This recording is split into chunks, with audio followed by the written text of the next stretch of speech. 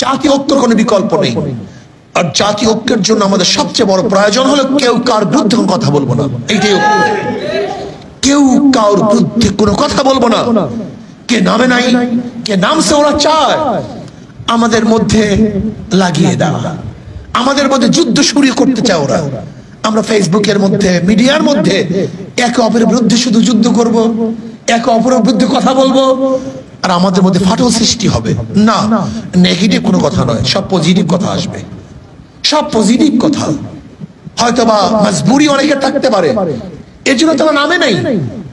আজকে নামে নাই, কালকে নামবেন এর গ্যারান্টি আছে?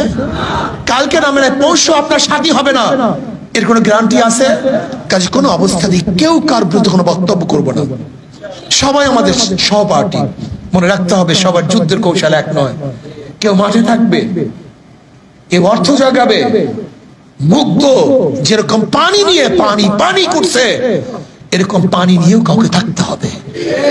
কাউকে হসপিটাল ঔষধ নিয়ে অপেক্ষা করতে হবে, কাউকে সেবা করার জন্য ব্যান্ডেজ নিয়ে দাঁড়িয়ে থাকতে হবে, আবার কাউকে আশ্রয় দেওয়ার জন্য গাড়ি নিয়ে অপেক্ষা করতে হবে। কাজে সবাই আমাদের যুদ্ধের অংশীদার, সবাই আমাদের পার্ট। যারা দোয়া করবেন তারাও আমাদের পার্ট, যারা আমাদের শুভাকাঙ্ক্ষী তারাও আমাদের পার্ট।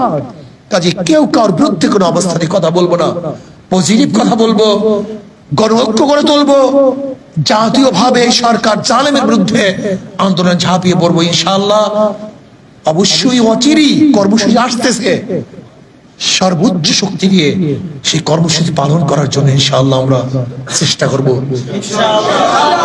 আপনাদের মতামত আমাদেরকে পেশ করবেন, শ্রদ্ধা ভরে আপনাদের মতামতকে আমরা গ্রহণ করব। আল্লাহ আমাকে এবং আমাদের সবাইকে এই জালেমের বিরুদ্ধে মজলুমদের ঐক্য হয়ে এই জালেমের বিরুদ্ধে আন্দোলন করা, সংগ্রাম করার তৌফিক আল্লাহ আমাদের সবাইকে দান করেন। আসুন আল্লাহর কাছে দোয়া করি, মাঠে থাকি, ময়দানে থাকি, ইনশাআল্লাহ বিজয় আসবেই আসবে ইনশাআল্লাহ। জালেম জালেম এদেশের মাসনাদ থেকে বিদায় হবেই হবে ইনশাআল্লাহ। আমরা সেই দিনের অপেক্ষা আছি, যেই দিন সমস্ত জনগণ তাদের টাকার গণভবন দখল করবে, সেই দিনের অপেক্ষায় আমরা আছি। আল্লাহ আমাকে এবং আমাদের সবাইকে সেইটা স্বচক্ষে দেখার তৌফিক দান করেন।